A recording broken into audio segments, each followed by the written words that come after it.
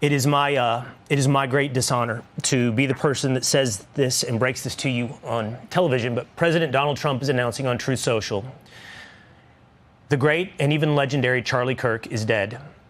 No one understood or had the heart of the youth in the United States of America better than Charlie.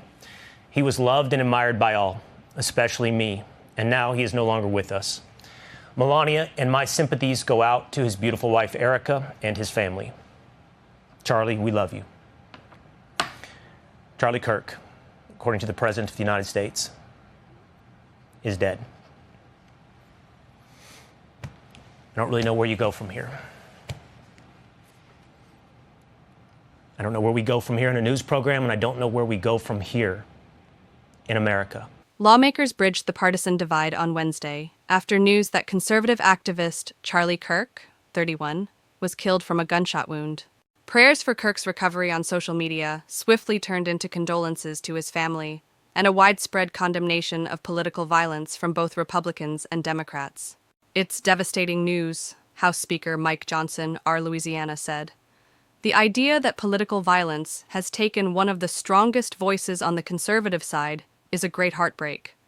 Charlie was a close friend of mine and a confidant, and he will be sorely missed. And we need every political leader to decry the violence and to do it loudly.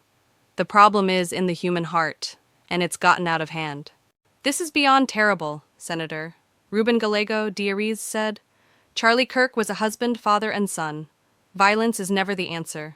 Sydney and I are keeping the Kirk family in our prayers."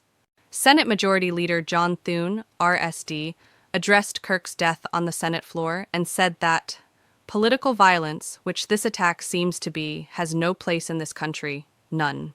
"I'm deeply disturbed about the threat of violence that has entered our political life, and I pray that we will remember that every person, no matter how vehement our disagreement with them, is a human being and a fellow American, deserving of respect and protection," he said. President Donald Trump confirmed the news on Truth Social and said, "No one understood or had the heart of the youth in the United States of America better than Charlie." Kirk was shot during an event on his American Comeback Tour at Utah Valley University on Wednesday afternoon. The university initially said that a suspect was in custody, but later announced that the person was released.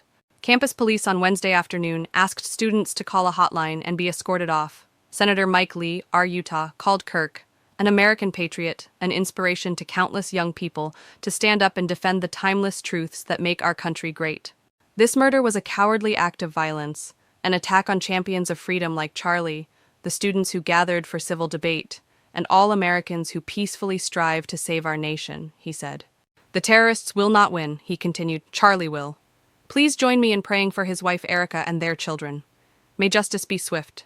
Senator John Fetterman DePaz urged, "We must collectively find a way forward during these polarized times." His death follows a wave of high-profile political assassination attempts in an increasingly polarized political environment. Trump survived 2 separate assassination attempts within weeks of each other while running for re-election in 2024.